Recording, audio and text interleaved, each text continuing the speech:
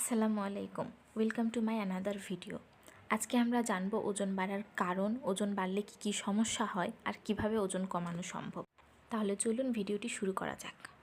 প্রথমেই জেনে নেওয়া যাক ওজন বাড়ার কারণগুলো। অনেকের ক্ষেত্রেই ওজন বাড়া বংশগত বা জেনেটিক হয়ে থাকে, কিন্তু বেশিরভাগ সময় অতিরিক্ত খাদ্যাভ্যাসই এর মূল কারণ হয়ে থাকে। তবে ওজন বাড়া শুধু খাওয়ার উপরেই নির্ভর করে না, প্রতিদিনের খাদ্যাভ্যাসের সাথে সাথে আমরা আমাদের দৈনিক জীবনের কায়িক পরিশ্রম কতটা করি তার উপরেও নির্ভর করে।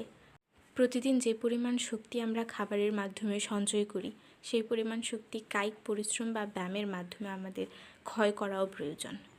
এছাড়া অ্যালকোহল, সফট ড্রিঙ্কস, অতিরিক্ত ফাস্টফুড খাওয়াও মোটা হওয়ার এক অন্যতম কারণ।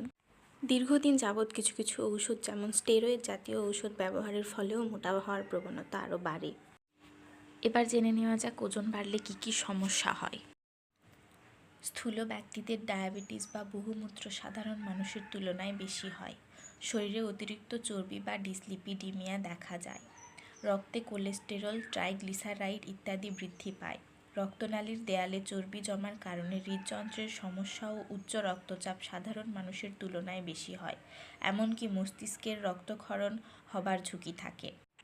রক্তনালীতে থ্রম্বোসিস হয়ে তা বন্ধ হয় ও বিভিন্ন জটিল রোগ হতে পারে, যেমন হৃৎপিণ্ড, ফুসফুস, মাথার রক্তনালী বন্ধ হয়ে মৃত্যুও হতে পারে।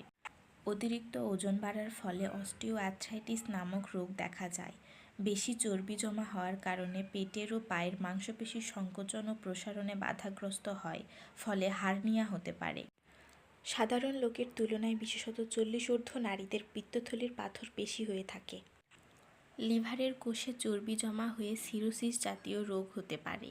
এছাড়া খাদ্যনালী, কোলন, লিভারের ক্যান্সারের ঝুঁকি বেশি হয়।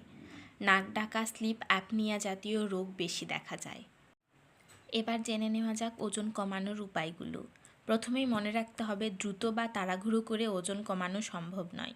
শুরুতেই চিকিৎসকের পরামর্শ নিতে হবে। শারীরিক কোনো রোগ শনাক্ত করা গেলে সে অনুযায়ী চিকিৎসা নিতে হবে। এছাড়া ওজন কমানোর জন্য পরিমিত খাবার খেতে হবে, কম ক্যালোরিযুক্ত খাবার খেতে হবে। ফাস্টফুড জাতীয় খাবার খাওয়া থেকে বিরত থাকতে হবে। খাদ্য তালিকায় অ্যাশযুক্ত খাবার, ভিটামিন, মিনারেল ও অ্যান্টিঅক্সিডেন্টযুক্ত খাবার যোগ করতে হবে।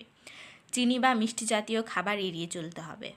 এছাড়া ব্যায়াম, সাঁতার, সাইক্লিং, জগিং ইত্যাদি অভ্যাস করতে হবে।